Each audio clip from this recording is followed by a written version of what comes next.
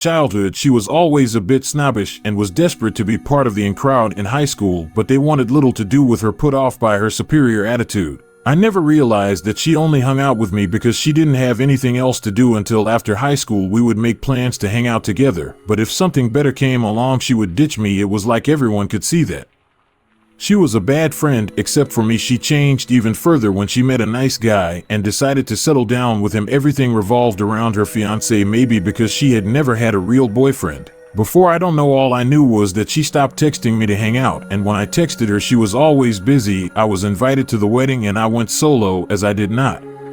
The bride side of the wedding party consisted of her sister and her two gay guy friends. One of those friends later told me that they were only in the wedding party because she wanted to make a statement. I had a good time chatting with her family and intended to leave the wedding at about 11 p.m. to go back to my hotel room. Michelle came up to me at 10:30 and asked if I would drive her and her new husband to their lodging for the night. I'm the kind of person who would never leave a friend high and dry, so I agreed to drive her and her husband to wherever they needed to go. I went out to my car and made sure there was room for extra passengers. Then I went back inside to wait for them. 12:30 am passed, then 1 a.m. The two gay guys drove back to the hotel and texted me to tell me to drive safe as it had gotten foggy. 2 a.m. came in. At this time most of the guests have left. 3 a.m. I'm assisting in Michelle and her siblings are drunkenly singing along to Michelle's iPod. She had been too cheap to get a DJ. As I helped her dad take out the garbage, he looks at me with pity in his eyes and he tells me, "You're a good friend, Ashley." At 4 a.m. the bride and groom are finally ready to call it a night. I drove them to their lodging about a half hour out of my way and then went back to my hotel. Michelle didn't contact me again for months, and any text I sent her were either ignored or rejected. A few months after I started dating my now husband, we went to visit a different friend, and she was there too. She was very rude to my boyfriend. We all knew each other in high school, and she scorned him because he was a geek back then. He wasn't popular. After that we had little contact, and she never offered a congratulations. When I got engaged, I would have thought that he proposed as he used Harry Potter wand, and both Michelle and I had been huge fans of the series, but she said nothing. I saw her once in the springtime before I sent out my invitation. She was helping her grandmother clean up her yard. As I was driving by with my fiance, I pulled over. I had a nice chat with her grandmother, but Michelle wouldn't look me in the eye and shut down any conversation I attempted to have with her. Finally my fiance urged me to go, so we continued driving to my parents' place. As we are there, my fiance tells my mom about the exchange. She was trying her heart out to talk to Michelle and that just ignored her. My mom agreed that she had always disliked Michelle for the way she always treated me. I was slowly opening my eyes to who Michelle really was. I debated even inviting her to my wedding. I decided to be the bigger person and put the invite in the mail the next day. So my Michelle since childhood asked if I was inviting Michelle. Apparently Michelle told that you would crash my wedding. I said that I sent her an invite, so that dashed her plans of making a scene. Michelle would be me coming to the wedding. I also invited Michelle's parents to my wedding. In about 2 months before my wedding, her mom said, "It'd be a way that weekend we have to go clean up Michelle's grandpa's old 7. It's been 11 years since my brother and I have finally made plans to do it now. I will send my card with Michelle. Have a great day. Great relations." 5 days before the wedding, we are getting the final numbers for the caterer. I text Michelle. She and her husband were still intending on coming as I didn't have an official RSVP. She texted me back that was the plan. However, made to go through some of my grandpa's things, which I should really be part of. I meant to text you earlier than today. Reading every single excuse she had ever given me when she had something better come along. Whenever we had made plans to hang out or something, I saw that the plans to go soar through her grandpa's things were not last minute. I knew very well that had I not texted her, she would have not just been a no-show, and I would have had to pay for the uneaten food. I finally realized that she was not a friend to me. Something better came along. Suddenly her father's pity for me after Michelle's wedding made sense. He knew that she was using me, and he knew that she regarded me as a last resort, someone who would always help her out unquestioningly, but was not worth it. Do what you've got to do. I get it. And I finally did. I finally knew what kind of person she was. I ever texted or said to her. That was 3 years ago. In that time I've gone on to have a sweet baby boy, divorced because she was cheating on her husband. I guess something better came along there too. What's a rule your employer implemented that many years ago, I worked at a factory that did plastic and wax injection molding the guy running. He was in his early 20s, so you'd think he'd have a good handle on how things were done. The problem with his leadership was that he salesman. He spent little to no time actually doing engineering or production. He was a wonderful salesman in a couple that were a great boon to the company. The man had a gift. He could have sold manure to a cattle farmer. One of his biggest contracts was we're going to be making parts for the U.S. military during wartime. These types of contracts are high-demand production runs that filled bank accounts. Workers were asked to work a minimum of 60 hours a week. Unapproved, some of us younger workers were working 80-plus hours a week, only going home during the sleep that work and coming right back at 5 a.m. Bank. I was running a machine that made a part X was a fairly large part that required a lengthy cool-down phase. You can't just inject molten wax. Expect it to hold until it is properly cooled. We only had one machine that was large enough to make widget X, so it ran 24/7. A few run management was in a bit of a panic. Widget X was one of the most important parts of the contract, and we were falling. Schedule engineering and quality control were asked to find a way to speed up production, but they told management the cooling phase, there just wasn't any way around that. If they lowered the temperature of the wax, it would be too thick upon fragile ceramic cores in the mold. If the wax would solidify unevenly and cause warp. And despite the fact that he had oversold our production capabilities, insisted that there was a way to meet demand, so he began looking into each and every step of the process. Back to me running. There was the very lengthy cool-down phase where the machine remained locked shut until the part was ready. During this, a little time to pick a new CD to listen to while working. I said this was many years ago. See me click. Man, Mr. Leader went into a fit of rage. No wonder we're so far behind schedule. That's it. No that music while working. We need to get back on track, and I don't want to see another set of headphones in this place until we do. If you do, injection molding has to be one of the most boring jobs on the planet. You press wait for the machine to close, do its thing, then wait some more until the part is ready. Remove the ribbons again and wait. That's the whole job. Music was one of the few things that made the job peer into our own heads and only surface every few minutes to restart the process. Now that we was up in our face, staring at a giant metal press for 5 to 15 minutes at a time was dull. We had to find ways to amuse our minds, for that time being the social creatures that we turned to talking to each other. The problem is that machine shops are really noisy. In order to have a conversation that is not at a scream, we'd often have to weep toward our neighbor. This, as you could imagine, meant that the machine operator's attention was not focused on but on their conversations. Then when the machine was done running, they take a few seconds to finish their sentence and walk back to their watch. And slowed in cases like the machine I was running, not by much. However, some of the only had 30 to 60 seconds run times. An additional 10 seconds per part added up very quickly. Now part time were running behind. 2 weeks into the new rule, the owner of the company paid our department a visit. This almost never happened. He was on the phone or out on business. He had found out that every single part we were working on had fallen behind and wanted to know why. Mr.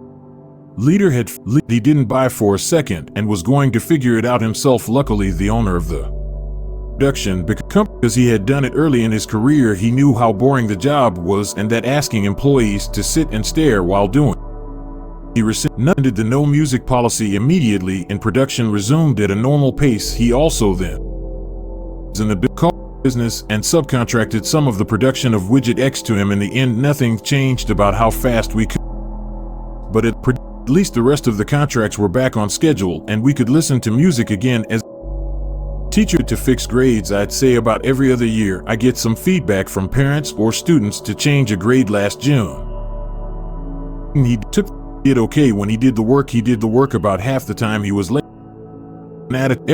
He is required to pass the class to graduate. I called him up several times over the semester to discuss his and generally ignored. I said, if you do your work from now until spring break, I'll let you make up pass with a good grade. Nothing changed, no problems for me. When all was said and done, he had 0.3% going a final. I told him the final was pass/fail for him, pretty much any fail.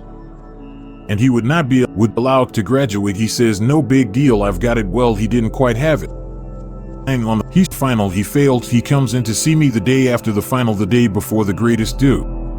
Can I do some extra credit? Is there anything I can do? I reply, no, I'm sorry, I gave you several missing work. Check, you ignored them. I told you it was do or die. On the final you died. Now you're counselor.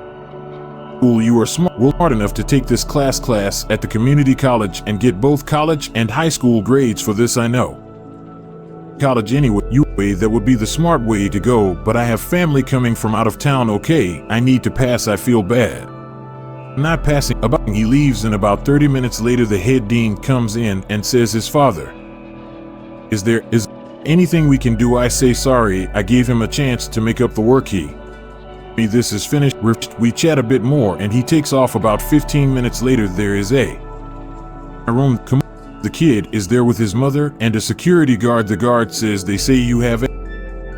Now I say, I have any meetings scheduled today. I don't need to talk to them. I close the door and the guard escorts them from campus. About 30 minutes later the AP in charge of my department asking what's going on with George. He failed. Is there anything he can do? No, and to be honest, about this, he failed. That's that. I am not questioning you. I just want to know what's going on. I then said, and that is, you can support me or not, but that isn't going to change. We are in California. Only teachers are change grades. He left, and as he was leaving I said, you know, if he put in half this effort, this bothers me that everyone is coming down to discuss this with me. I've been teaching 30 years. I kind of know what I am doing. Some paperwork. I work and return to my room 15 minutes later and the principal is waiting outside my room. I enter room. He comes in with me. I close the door and he says, George is failing. His mother is in my office saying, I won't you let him pass. I say, well, I won't speak to her because they lied to a security in my room, and there really isn't anything to talk about. He failed the class. You can review his grades online. I'll be honest with you, are really using me about this. I assign grades based on how they do on their work. I don't need to rationalize my grades to the dean, the AP. How to do my job, and you let me do it, or I don't know how to do my job, and you put me on so I can do it correct to your satisfaction. This backroom questioning of the grades I assigned isn't right and isn't how we are supposed to. Do you think I know how to do my job? He said, yes. Let me do input. I am willing to listen to input if you know how I can do it better than I am doing it now, but this really can't continue.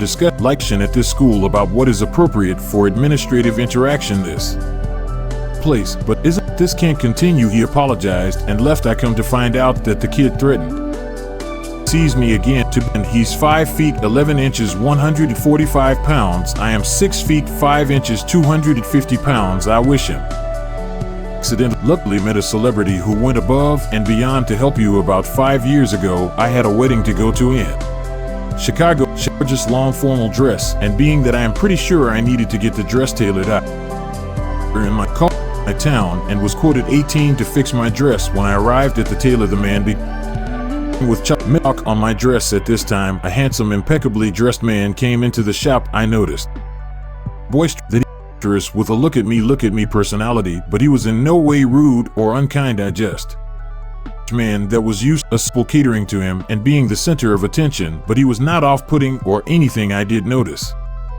he stopped taking care of me so he could fawn and cater to the rich man instead of me, even though he was in the middle of marking my dress. When the tailor extremely rude for this behavior, but I was so excited about my new dress and did not cause a scene. After several long minutes the tailor finally returned to me and began. This was going to cost 100 to him, even though he had quoted me 18 over the phone and none of change. He only needed to take it up a half an inch. I immediately knew he was trying me off, and me quite upset. Then the handsome stranger, overhearing that I could not afford to pay 100 for came to the rescue and offered to pay for the dress himself so my night would not be ruined. I thought it was so sweet, and I man put out his hand and introduced himself as Michael Irvin. I am not a sports fan, but I'm right of Away from Dallas Cowboys fame, I was very embarrassed that I did not know who he was on sight, but he was so sweet and even the back of the receipt of my dress that he just shelled out $100 for. He then stood around and my ex-husband for about 20 minutes like we were old friends. I will say he seemed a little turned off that we did not know who he just as was sweet as could be. Now the kicker is that whenever I came to pick my dress up a couple of days later from the tailor, he again $100, even though he clearly remembered the situation and I had the receipt with Mr. Irvin's autograph on the back. Mr. Irvin even told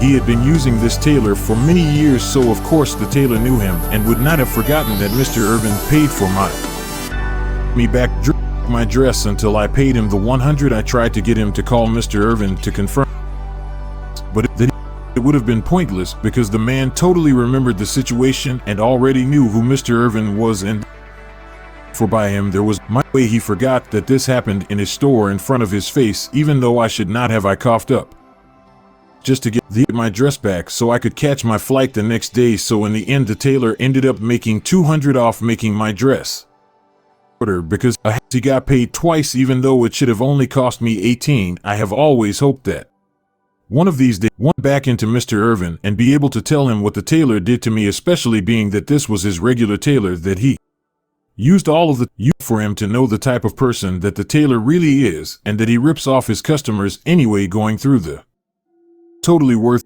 it just to meet such a nice guy with a good heart trying to do good in the world. I'm still not a football fan, but I'm a fan of the person. Now, if any of you ever run into him, I hope you remember the story and relay it back to Taylor. That's not such a shitty person. Have you ever been convinced with just try it once and regretted it? Steroids do not mix. My boyfriend is a professional bodybuilder and I've always enjoyed him, so I figured, hey, why not? I live in a South American country, so having curves as a part of a tall, very slim gal all my life, I wanted to see what it was like to have some womanly curves and experiment with the unknown. How a little bit I started with one bottle of something called Sustanin, which is a mix of testosterone compounds. I injected twice a week for a month, and holy crap, after 1 week I felt not only in my training was I able to last longer, lift a bit heavier each day, but I started to feel different, mind and body. I will say that this by the fact that I would come to regret my choice. Something interesting from the experience, and that is to have a peek into what it feels like being a man. I was very attuned to the going, and the horny feeling was really out of control. It was as if I had some sort of alarm going off inside my pants like a beacon, and would that not shut off no matter where I was or what I was doing. I literally could not concentrate at work. I was totally distracted. If I was a single man, I might have impregnated a lot of women in that time. Also, I found thing did not bother me as much, and I felt very confident, especially in the gym. Testosterone really is like a turbo kick. Aging feel no a part of themselves missing with less flowing in their bodies. I finished the first bottle in 1 month and started a second bottle. This Durabulin, this one is known to make you gain weight quickly, but if you train it puts the weight in. Most certainly all gained it, but in this period, as I had absolutely nothing back there when I first started, I also became very strong. But the side effects started to increase by the first weekend of the second bottle. My thicker and more oily and congested on the cheeks. I started to see some hair coming on part of my chin. My thighs had dark hair where I normally didn't. My back started to break out in acne, not so. It was there, and my body started to feel swollen. I had a hard time to even put my arms behind.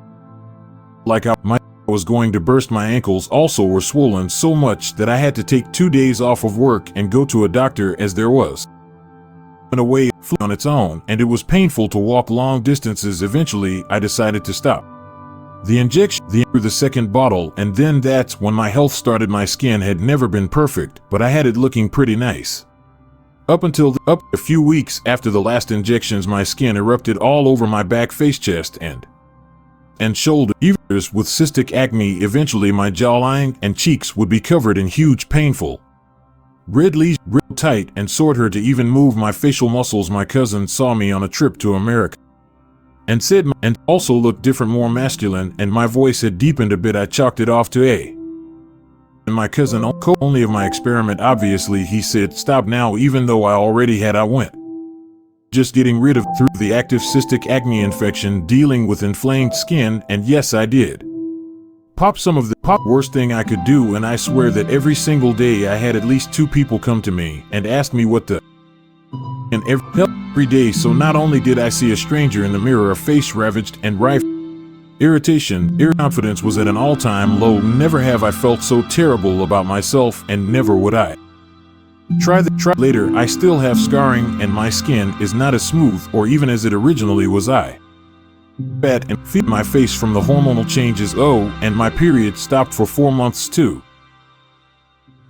That thing has left me acne free for the past year. It was stupidity combined with a lack of research on both the part of me and my boyfriend, testosterone and highly androgenic steroids, and despite the fact that I got the body that I was looking for in a matter of 2 months, was much higher than I expected. I regret it, but again, everything in life is a learning. Been worse, I guess. Are you still in touch with the first person you ever dated? No, as he's serving a sentence. We met in college, a Christian college. I might add, we had a class together by accident. Asked me out to that holiday banquet, very formal affair. We didn't see each other for long when we for the best, and we were accept. His idea of friendship was an awkward suffocate. Constantly called or dropped by when I was at work. He worked nights while I worked days. I swear I don't know when he slept. Up all night at work. He would call me in the dead of night. If I didn't answer, he would continue calling until I either my phone and on. I had a group of people from college that was friends with about 15 of us would get well to call. Not his name would ask to be invited. I did to be. Times if a day could pass where I didn't have communication with him in some way. Time passed and we all graduated college, and but Paul moved about 10 miles away from where I ended up living. Great, he was still everywhere. I church as me was he, and started showing up at my job all the time again. Finally, I sat him down. I needed some space. I needed some time where he wasn't always where I was. I wanted to date and get married eventually, but I couldn't. Because so much that men assumed we were dating. He was crushed. If you get married, your husband won't want me to talk to you. You can't. Yeah, that's the idea of marriage, where you choose one man to be faithful to. Yep, he probably the man. And every single day that is true. Little did I know I just set a ticking time bomb. Took a vacation. Took a married couple. We were gone for 2 weeks. I turned my phone off. My gosh, I'd like to not have it constantly ringing, but when I returned, I was greeted with his intense anger. Where had I been? What had I done? How late had I met any man? Had I gone on dates? He peppered me with questions as if he were jealous. A good guy friend, and I stopped him. I explained that my private life wasn't any of his business, that if I met someone I wasn't required, I would report to him. He lost it, screaming, yelling, throwing things. That's it enough. You have it, and I have had enough. We need to go our separate ways. I hate to say it because we've been friends for years, but you isn't appropriate, and you've crossed my boundaries too many times. For 2 weeks, I heard nothing.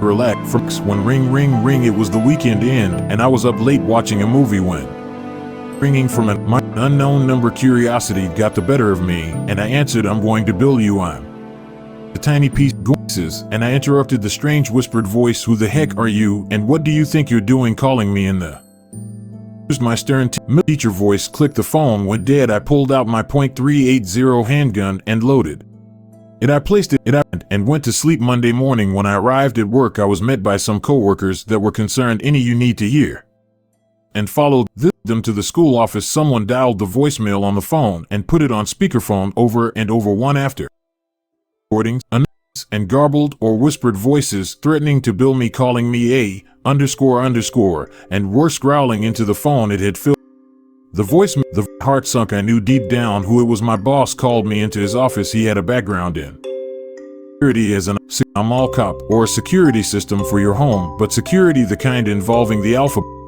agencies, the military who was targeting you. Do you know? He asked. Oh yeah, I knew, and he knew him too. In phone wreck, the police were pulled, but the calls came from prepaid phones under no name. We knew who.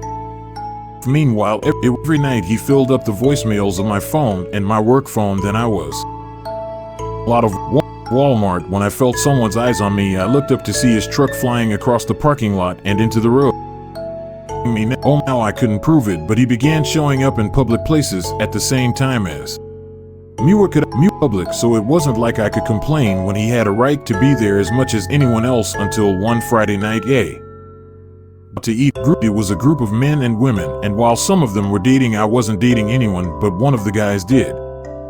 Before we even had our food, Paul stormed into the restaurant and was in my face shouting about how dare I date that man, and I was a horn, except for Paul. The first was beyond embarrassed. The man sitting across from me stood up, the arm, and unceremoniously dragging him outside. 10 minutes later my friend returned. While Paul didn't, I didn't ask, but I'm pretty beat down of the century because the other guy promised me Paul would be too afraid to hurt me. Now for a few days I had peace, but then and now I wasn't the only target. My friend Star started receiving the calls too. They shared voice phones with me. She's a B, she's a ST, she's a W. We all knew she was me, and then one day it stopped, and eventually I started breathing again until about 6 months later a man I worked with called me and he turned on the news. Now he said I switched my TV over and nearly dropped my phone.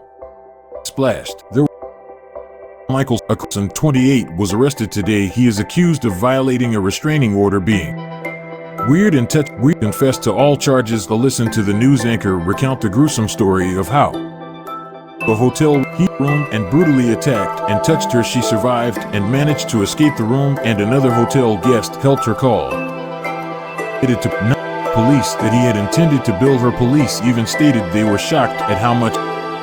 After interrogate him, he voluntarily poured out the whole story. It seems I've found peace because he had found another woman named to protect his family, who were kind people and always treated me well. It isn't their fault as it has been many years since he was sentenced to prison. I believe he comes up for parole in 2024. I hope he here before that. I've only ever dated older men. Paul was the one exception to that, though we stopped dating years before. Do you take that his would make everyone's life better? Not for everyone, but guys, let me put you on this is on me get revenge on my cheating ex-girlfriend by hooking up with her best friend I had. And confident guy, though I'm tall and have fluffy hair, so I found myself with a girlfriend, Sarah, my freshman year of high school. Sarah was a typical mean girl and would try and have as much attention on her as possible. I was just her trophy. Always order me around and not actually talk to me very much. Looking back, the relationship was doomed to fail, but how it ended really. Basketball team for my school with my friend Gabe. Gabe was a good-looking guy. We were about more muscle than I did and was more confident than myself. I would often see him kind of flirting with Sarah in class and in the hallways. About it, she would just brush it off and tell me I was being insecure. I also never confronted Gabe about it because I was too. And then the next few days that ensued changed me. One night I was feeling lonely on red like she always did, so I decided to FaceTime her. When she picked up, I instantly wasn't in her house, and there was a basketball poster on the wall behind her, which made me realize she was at another boy's house. But before she even answered, I heard Gabe's voice in the background asking who she was on call with. She covered her mouth, and that was it. I was fed and took my only initiative in the entire relationship, which was to break. She didn't even try to explain the situation, which confirmed she was cheating in my mind. The next day, I got all the confirmation I needed. I was walking down the hallway, turned a corner, making out, and in the corner of some lockers. I ran to the nurses claiming I was sick and needed to. While I was just completely broken. I had my pride ripped out of me and felt like a hollow shell. I was mindlessly scrolling through TikTok and came across this advert, Kingmaker supplement. This is something I would normally ignore because of my pride, but I was at such a low point, so I looked more into it. Because I would go to the gym and get no results, so this piqued my interest and I decided to go on Amazon and buy it. And I instantly felt different. My energy levels and overall confidence were through the roof. In a day I had turned from feeling like I could take on the world. I began hitting the gym again and started talking to multiple girls on Snap. A bunch of girls but me, but I had my sights set on one in particular, Emily. Emily is a bad as F blonde, and And I was determined to see this girl and make sure Sarah knew about it so I could have my revenge. After about 3 weeks of talking on dates, I invited her over to my house, and she said yes. When she arrived, we got right into it, my SX. So we went multiple rounds. When I was hitting from the back, I took a video and sent it to Sarah with a caption, "Better than you." Right away, everybody then blocked me. Apparently, after the fact, her and Emily got into a huge fight and aren't friends anymore, but that doesn't. I got my revenge and am now bigger and stronger than Gabe and still get with Emily whenever I want. What I've received from your homeowners association? When I bought my home in southern Arizona, it was never disclosed. Neighborhood that I discovered this when I received the certified package with a poorly Xeroxed copy of 3 inches of loose paper expounding rights of the HOA and a bill for the past year that the home had been in foreclosure. I paid from the date of the notice only. HOA overlay notices have included 1 visible weeds. I have a rock and cactus landscape front yard, the only right time after monsoons, when each and every house gets the same notice whether you actually have weeds or not. 2 tree branches too low. I have over a large mesquite tree. I had to stand on a ladder to reach the offending branches. Just weed in my yard. Thankfully, sarcasm, they included a photo. Because years, said noxious wheat had been a regularly pruned bush part of the landscaping for a car parked on the car was open space in my driveway. Again, southern Arizona, so super hot. And again, I have a made tree would park her car under my tree in the street. 5 visible trash receptacle on a specific HOA for noticing that I had my trash can out on the street on my trash pickup day. 6 visible trash neighbor closest to my driveway kept his trash cans beside his house in the open. 1 had blown over in an unapproved mailbox. The mailbox was there when I arrived. It does not look like the because those houses were built later by a different contractor. 8 tree branches overhanging my driveway. 9 landscape reason when monsoon rains fall, we get tremendous flooding for a while, then it all soaks into the desert and displaced rocks. And reason neighborhood kids played in my yard under my tree again equals hot. 10 debris and yard again monsoon season, when the rain mesquite leaves cleaned and disposed of even before arrival of the whole letter. And what do I get in return for my HOA fees? Absolutely amenities. No pool, no common areas, no parks, no playgrounds, no gated community. All we busy bodies driving around writing notice. I was with photos, some with whoever lost any for someone instantly. When my oldest son was about 16, he had a very good friend who was half Mexican and half white. He came from a broken home, divorced parents. His mother was a drug addict. 5 other children with several different men. His father had basically just checked out of. Boy was at his house constantly. I gave him rides from his house to her house. I took him to his.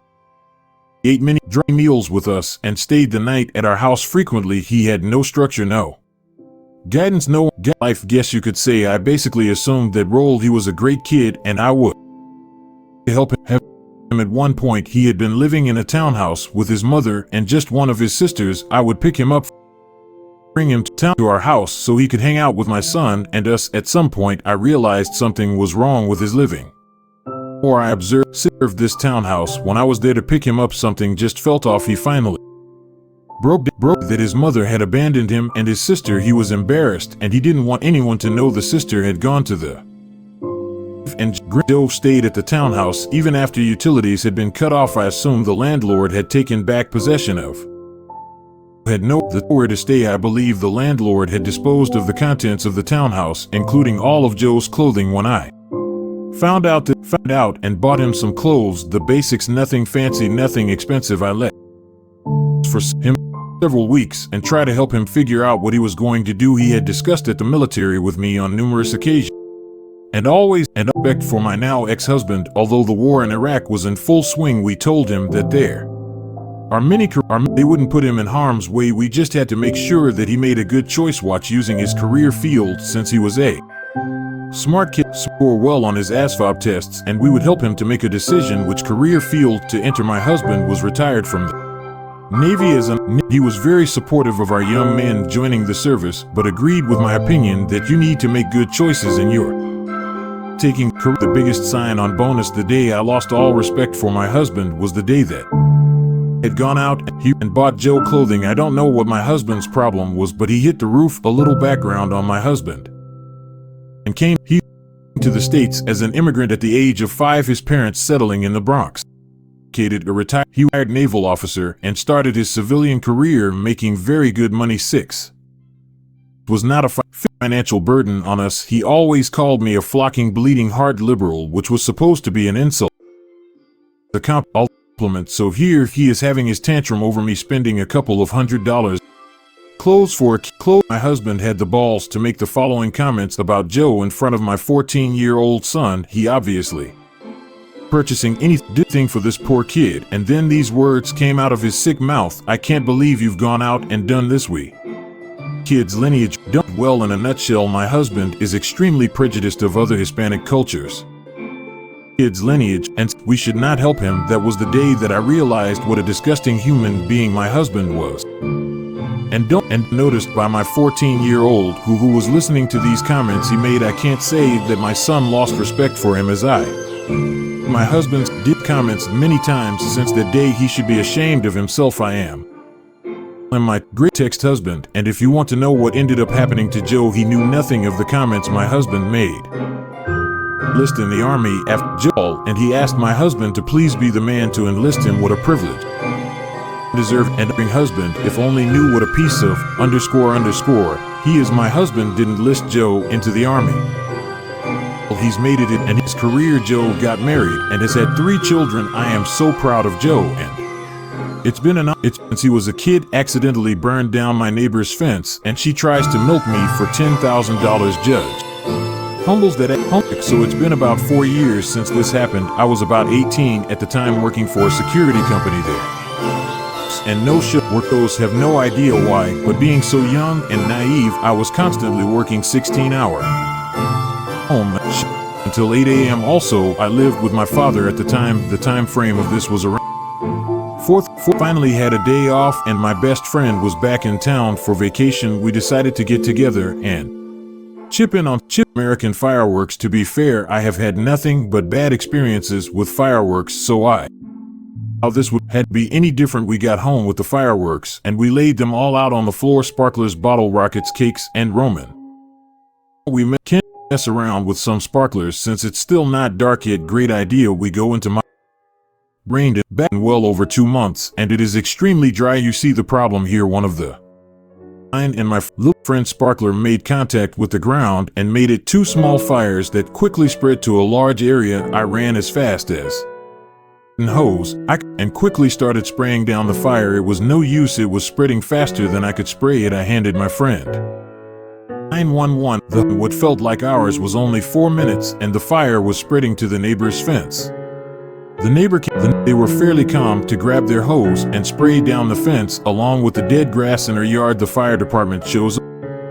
Tell my friend only one of us needs to get in trouble. You should leave. He was reluctant to leave because he felt equally responsible, but I couldn't get in trouble and have to drop out of college. My neighbor was super chill about the entire situation. At first I about replacing the fence and get some quotes to repair it. She was just super grateful that everyone was okay. About 2 hours after the fire investigator came to question me about the fire, I told him the truth. I said I myself playing with fireworks and accidentally lit the ground on fire. I had gotten off that day without being hit by any charges and was honest. Here is goes downhill very fast. About a week later, I get a knock on the door from and she handed me 2 pieces of paper for me to look at. There was a quote for the fence valued at around $4,000 and an their value estimated around $6,000. These were really shady and just typed out on a Microsoft Word document. No logo or company name. She be having you pay my water bill for 3 months because the new yard will need lots of water now. 4 was the raggedy and falling apart her yard. Dead grass, zazas everywhere, never mowed it. Wants a mahogany fence and a brand new backyard with flowers and trimmed hedges. I said I Self, that this doesn't feel right, she says. Remember, you agreed to replace my fence and a reel. As I shut the door and called my dad to tell him about what just happened, he flipped the flock out and told me, son, don't you give that sled. He gives me the number to his handyman and tells me to take care of it. The next day I had the guy come out for an estimate and the neighbor ran outside. I did not give you permission to get an estimate on my fence. Technically, it separates the property line, so it's both of our fences. She for having a contractor, and they ultimately can't do a single thing because I'm on my property. He quickly finishes the $200. I also knew a guy who did lawn care for my time working at the grocery. Did the lawn reseeding while she was away from the house to be about $800. After I get these estimates, I give copies to the woman of it. I don't know these people. I don't want them near my house. They're probably really shitty contractors. I said no. They are really nice people and do great work. She shut the door in my face and I went on my way. I ended up working a 16-hour shift at night and 9 a.m. and this woman comes knocking on my door at 9 a.m. and demanded I speak to her. I explained, but I just got home and I have to be back at work in less than 5 hours. I need to sleep. She goes, what kind of lazy ass hat sleeps in and at this point I had about lost it and told her, you can either accept my $2,000 for my quotes or kiss my ass and get or what. No, with her mouth gaped open, but she accepted my offer and planned to meet down at the notary the next morning. I spent off work writing a contract and gathering the $2,000 in cash. The next morning I wake up and grab this contract to meet at the notary to finally be done with this broad and never speak to her again. I waited for her for over. Didn't show up. I get a call from her saying, I'm sorry, the $2,000 isn't enough. I'm having my guys start work on this project and you will be paying you. So really after that I did not say a single word to her and I watched for a few. Has turned her backyard to an oasis complete with a small pond, brand new sod and flowers, the whole nine. He had plans to remodel these things for a long time and was just waiting for the opportunity to. So in the ghost time she used her remodel funds to go on a trip to Hawaii. You know how I found out about this? She was on the neighborhood Facebook group and didn't know I was in it. I have a different Facebook name than my real name. Are you? 4 months after the fire and all the remodels, I get served papers to go to court for at 18 years old. I'm having to hire a lawyer to work my case when we finally do get into out the court. Quotes, being harassed multiple times, not showing up after agreeing to a deal, wanting me to quotes required by law, by the way, and her bragging about screwing me out of money, and I have.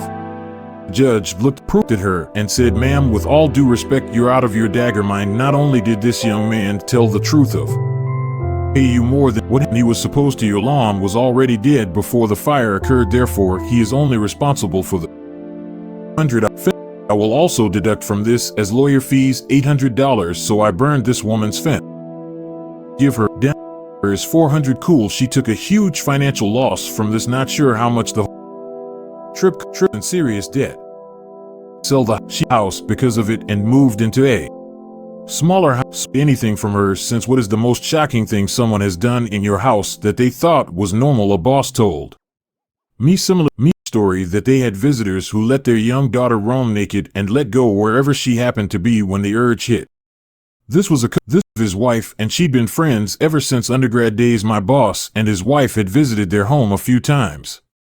Daughter and vice versa. In his opinion, they defined the wild at far left California, and he never own wife and was more conservative than her friends, but it would often be 3-on-1 no matter what the topic was. He knew nothing about sports are barbaric. They both favored full-on socialism and so on, but then they had the child, so there hadn't been any years until one day when my boss's wife said they'd be in the area. Wouldn't it be great to get together? She also hinted that maybe he could and crank up the grill if things weren't going too badly. They arrive and the daughter, about 3.5, is naked.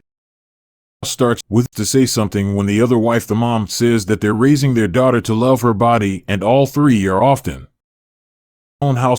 My boss says something to the effect of, do you think it's a good idea, when the other guy jumps all over him? That's why almost worst men think about his sex. How could you even think of escualizing a 3-year-old? It's attitude which trying to break here. She has no problem with her body, so it must be you. Clearly he would grill. Now, unfortunately, his own wife had never asked him to stay for dinner. He guessed he could survive another hour or so. All over the hardwood floor in the dining room. She peed, she pooped, and then she peed more, and then. Meanwhile, her parents, who saw the whole thing, continued on with her conversation. When it became clear, but she got up to clean up the mess. That's when both parents yelled out, "Dawn, not his real name, sit down right now. We are." Daughter taught not that natural bodily functions are dirty or bad. Now he'd had enough, so seeing that his wife pulled him aside, he made right now clear that they were going to pay to have the floor refinished. He never wanted to see or hear about them again, and he had a child, protective. Evidently the other couple sensed what was coming, and so loudly said to the now, "These are not very nice people, and we are better off without people like that around us." They did eventually send a check to have. He never called. The CPS fairly aggressive girlfriend stole from my bank account, so I sent her academic career. I'm a senior at a large state university. This happened in the first semester of my freshman year. I type was program that placed me in a co-ed dorm building with every other student in the program. As a dumb freshman, I rushed into a girl who lived right above me. We'll call her Megan. It was convenient for me to date someone who lived so close, but Megan because she talked a lot and almost exclusively about herself. She bragged often about person, but somehow I overlooked that mile-wide red flag right after Thanksgiving break. At the end of it, I got a call from my mom, who noticed some unusual activity on my checking account back card. So then this account/debit card was my only access to my savings. While I lived on campus, I rarely needed to buy anything. I was puzzled to find that $104.29 had left my bank account over 2 weeks in the form of orders. At this point, I trusted Megan, but I decided to ask her about the money right away. She denied. Suggested that I cancel my debit card. After a really long phone call to the bank, I did just that. Next, I reached up customer service on Twitter. "Hey, my card was stolen and used for food orders on these dates. Can I?" They sent me the first and last receipts, but they had to redact the personal info of the redact in quotes because they just used the Snapchat draw tool, and Megan's name was still clearly visible. What's more, the most recent receipt was only 2 hours old. She was probably still eating when I chopped up my chop. Worth noting that she and I both had unlimited dining plans paid for by our respective parents, and we eat from the nearest dining hall. She didn't need to order food, and she definitely didn't.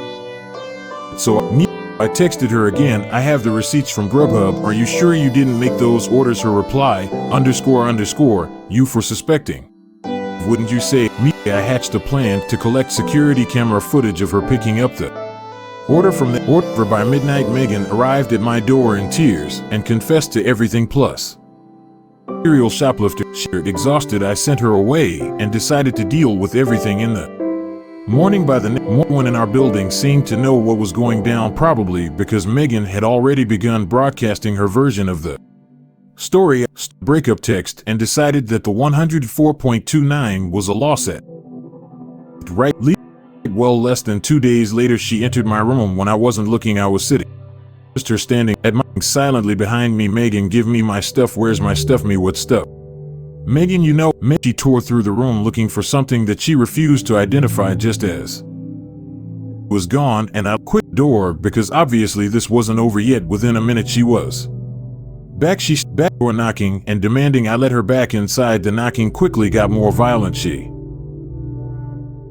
I know _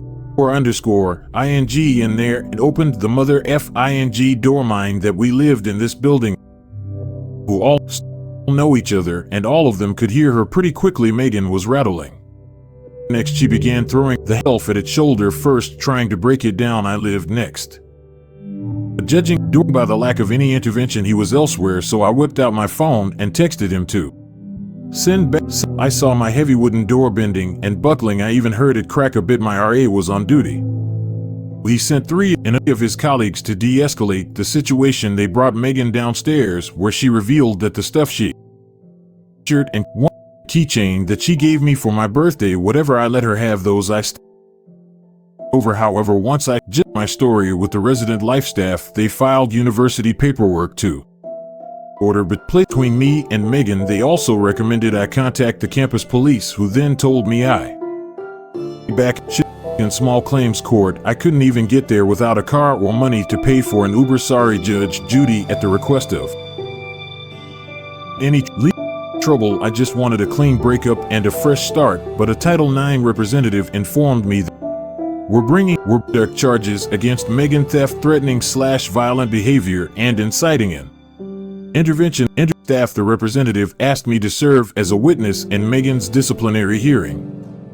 I tentatively agreed right before the representative set the hearing date for February 14th, Valentine's Day. I thought it was a joke. When the day of the hearing finally arrived, the no contact order was still in effect, but it kept tabs on Megan. For starters, she failed all of her classes in the fall. Someone in my math Megan had tried to sleep with him while she was dating me, and he had to repeatedly tell her no. Even worse, Megan kept telling a twisted story to try and turn my friends against me. So when I found out that she had found a new boyfriend, it felt good to know that the V-Day ruined whatever evening plans they might have made. I arrived alone at the disciplinary board office, unsure what to expect. The grad students and the hearing was expected to run into the night. Unlike me, Megan did not come alone. Parents as character, she says that wasn't even a thing here. This wasn't a real courtroom. And that's not all. Megan's parents also paid a lawyer to defend her against the charges. The board, but Megan's parents believed so strongly in their daughter's innocence that they had already paid this three-piece suit maker. Fairness, the board member offered me pro bono legal representation, a junior economics major.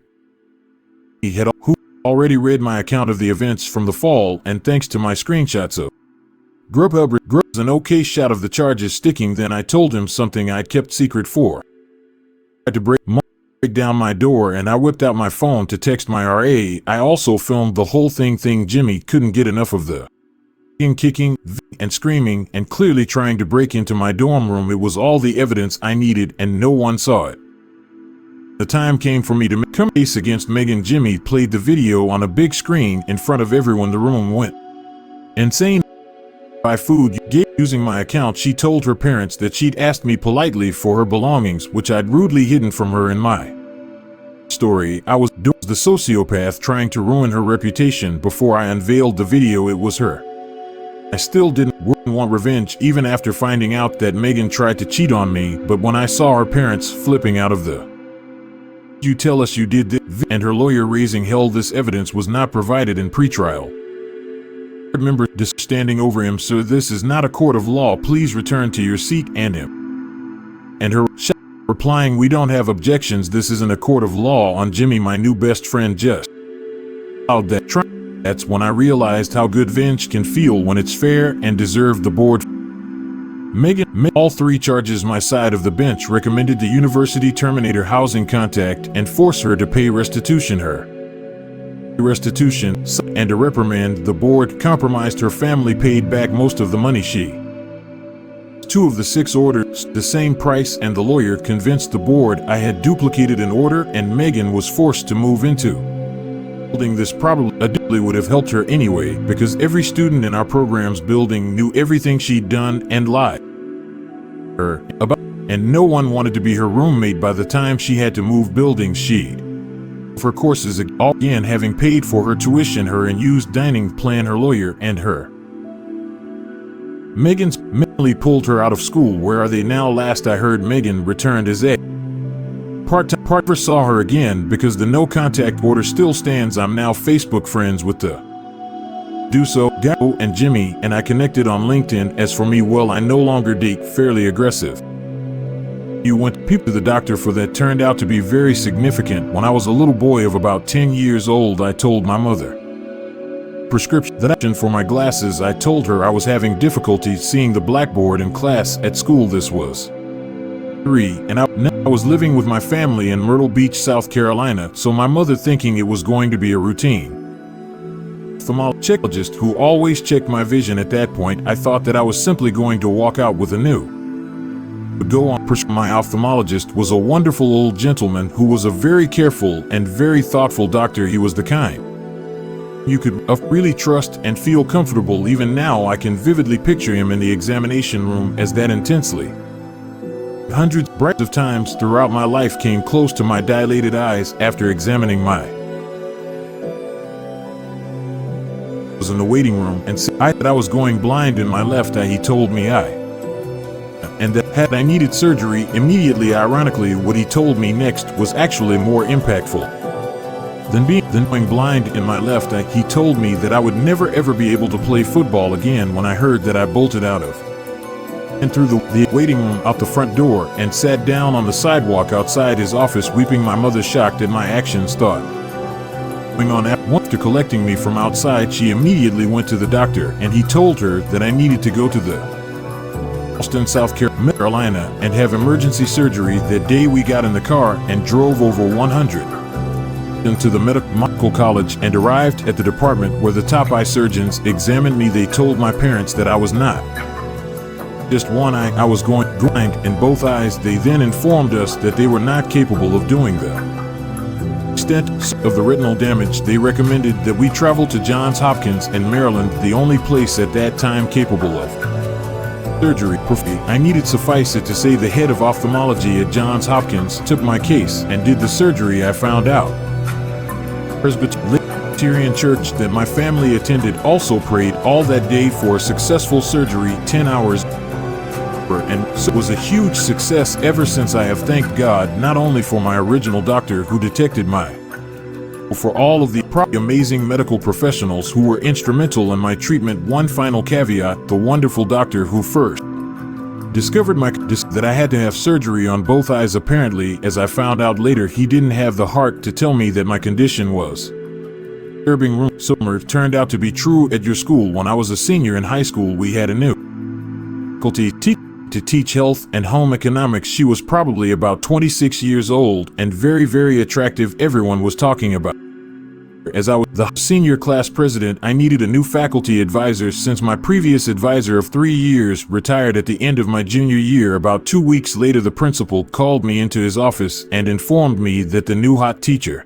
was going to be our new class advisor for the rest of the year. As a result, she and I spent a lot of time together at school and off campus, organizing and running myriad events to raise money for the class, planned the prom, field trips, etc.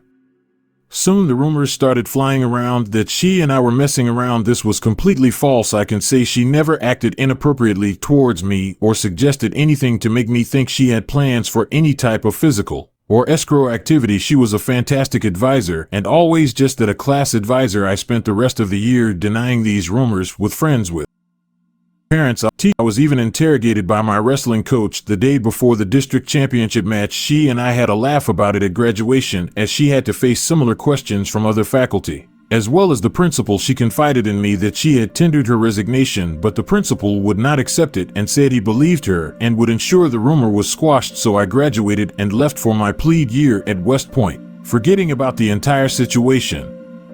At West Point, the first year is called plebe rather than freshman year. The first semester of my plebe year was moving along as it should, with no unusual events worth mentioning until the final month. Then, in early December, the topic of my high school faculty advisor resurfaced. One night when I was studying, there was a knock on my door and the company tactical officer, a regular Army captain, walked in and told me to report to his office immediately, as there was a phone at the Dover Police Department. Now I immediately assumed it was my brother playing some kind of twisted joke on me, since he was a captain in the very same police department waiting for me on the phone. Since my attack was standing right behind me, I answered the phone as we were taught. Cadet Kerwit speaking. How may I help you, sir / ma'am? I immediately recognized the voice on the other end. It was not my brother, but a close friend I had grown up with and known for over 15 years. He said, "Hey Steve, hope things are going well there, but I don't have time to chit-chat. I need to record this call and ask you some questions. Do you consent to being recorded, and will you allow me to swear you and so that this is official?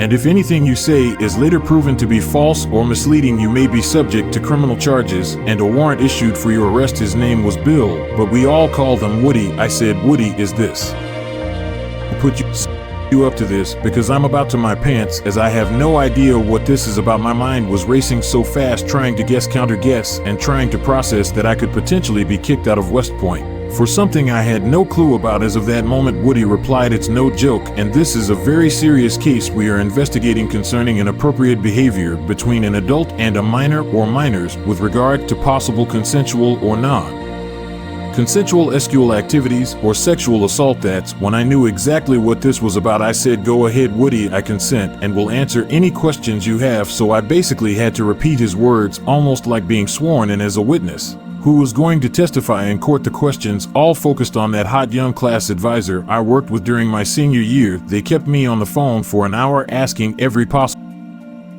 and then asking those questions again in a different way. I answered everyone honestly and candidly, but at the 1 hour mark I was becoming agitated as it seemed like they were on a witch hunt and were going to keep asking questions until they got an answer they liked. So I spoke up and said, "Gentlemen, you can continue to ask me these questions in any order or format that you desire, but I can assure you that my answers will not change because they are truthful, and there was never one moment where Ms. X acted inappropriately in front of me. She was always completely professional and never even insinuated at something that would cross the line between teacher and student." Following that statement, they had no further questions and told me they would contact me again if they needed to follow up or get additional details. My attack could see I was visibly talked for another hour, and I told him everything about the situation. He never had to ask me if I was being truthful because every cadet adheres to a strict honor code that becomes part of who we are. That code states that a cadet shall not lie, cheat, or steal, nor tolerate those who do. He told me that I handled things professionally and can hold my head high if I ever return home for a visit, and that was that I went back to my studies and prepared for my final exams and went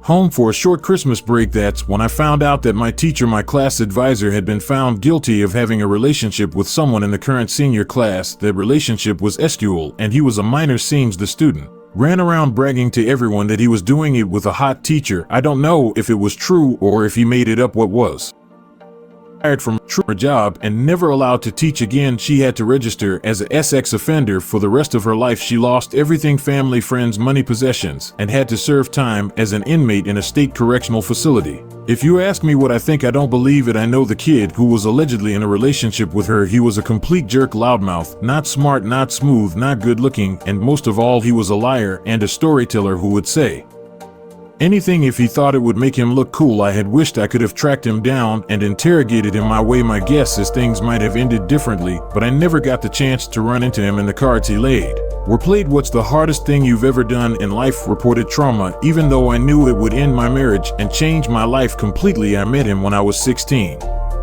He was the first boy I'd ever fallen in love with. He was the boyfriend, and he was the boy who had every other first you could imagine. I gave him everything I had, but it still wasn't enough. I found out the night I turned 23 that my husband of 5 years ago gotten weird with my 13-year-old sister. I didn't know what to do, what to say, or how to react initially. If I'm being honest, part of me wanted to run away, part of me wanted to go drown myself or take a bottle of pills. I could not wrap my head around what I had just learned. I remember looking into my sister's eyes and seeing how afraid she was. She kept saying through sobs over and over, "I'm so sorry, I ruined your marriage. I'm so sorry, I ruined your life." But it wasn't her fault. I called my parents. They were on vacation at the time. About an hour after my sister told me, I regret not calling them the second she told me. I should have been stronger. The next day we found out my husband had also gotten weird with my 9-year-old sister. My parents called the police. My dad seen I hadn't slept all night, so he told me to go home and that we would call them together when I came back. I can't tell you how close to sewer slot I was in those few hours. I drove home and kept wanting to press on the gas as hard as I could and slam into the side of the freeway. I wanted to die. Who was this horrible person I'd just been married to for the last few years? How did I not see this happening? Later that day, 24 hours after my sister told me, I called the police to report what he had done to my baby sisters. They came and interviewed us all separately. We had to go to the police station so my sisters could give their accounts of what happened. Again, they were brave and they were strong. I cooperated with the police. They said without my husband's confession, he would never be prosecuted for doing what he did, despite physical evidence showing both my sisters were telling the truth. To prove it was him who had done this to them. It's been almost 2 years and nothing has happened. I separated from my husband the very day I found out. I knew my sisters were telling the truth about what he'd done to them. Not once did he deny their allegations. All he could say was, "Please don't call the police. Things have been hard on my own money." It's tight. We are still technically married, which I'm ashamed of. I'm saving up for a divorce. My goal is to get it done this year. He has gone on to live life happy like nothing happened. He met a girl online a month later, and they've been together ever since. My sister struggled still, and I see how those events changed them. They go to counseling weekly, and my parents tell me it's helping them. I'm very often depressed and regret so much in my life, but if I had to go back to that day, make and report what he had done, I do it all again. To the person who is struggling to make that decision, tell the truth.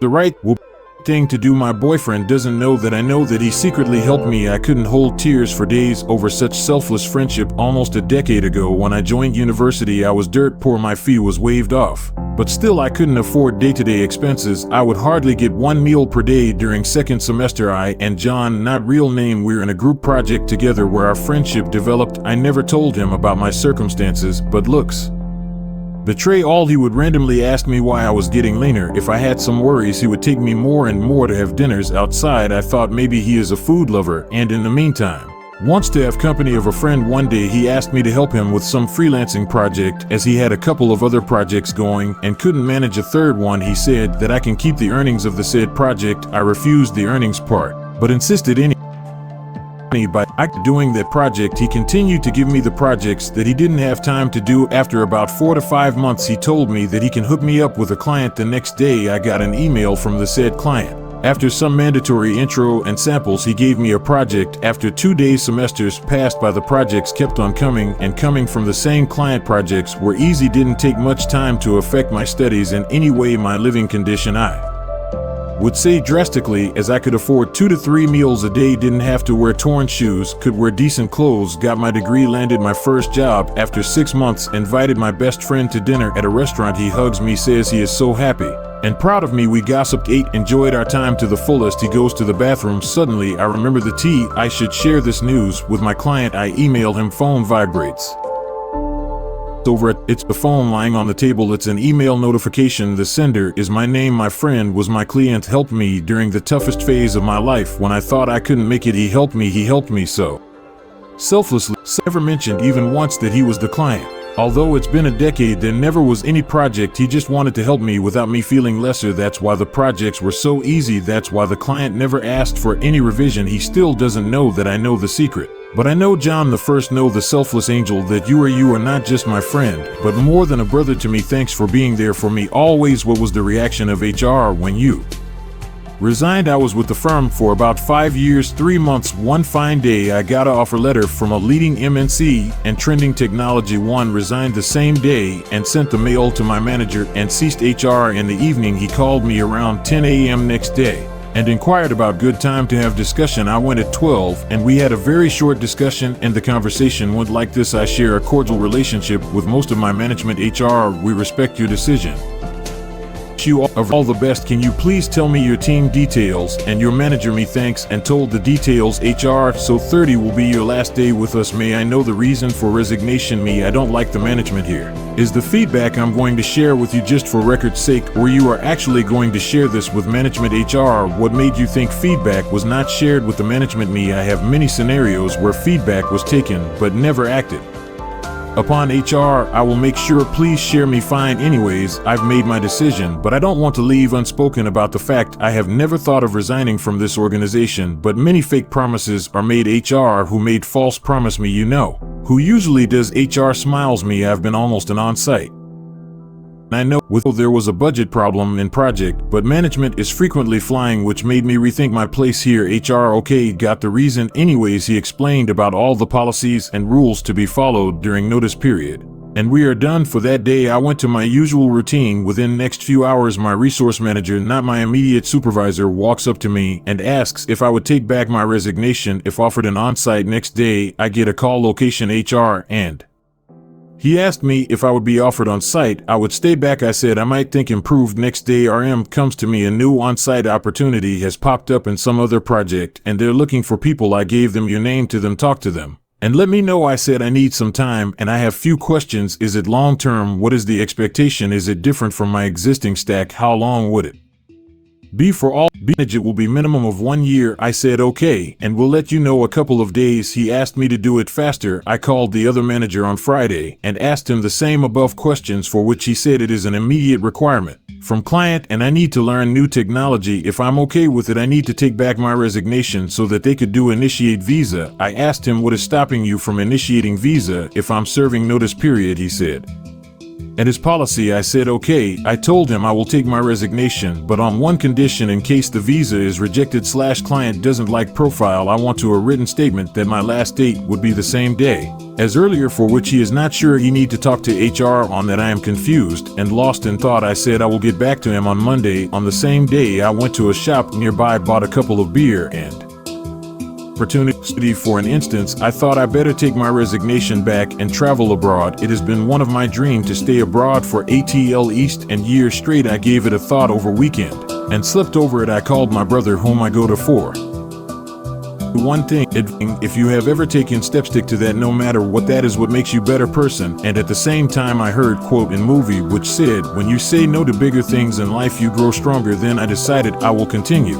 with my resignation. I met my RM on Monday, told him that I don't want to take risk. I am not getting confidence in this opportunity. He said okay. I told the same to the other manager. He said no problem. After this, I got 3 more calls from HR. Change of project, change of technology on site again, and had around 7 to 8 meetings with manager on my last day, which is his mid-March. Whole country came to a standstill because of Corona, and all the on-site travels are suspended. I am happy that I made a correct decision. Had I stayed with on-site, promise my future could have come to a standstill. Always stick with your decision and move forward. Sincerely, it is destined to happen. Whichever is to happen. Cheers.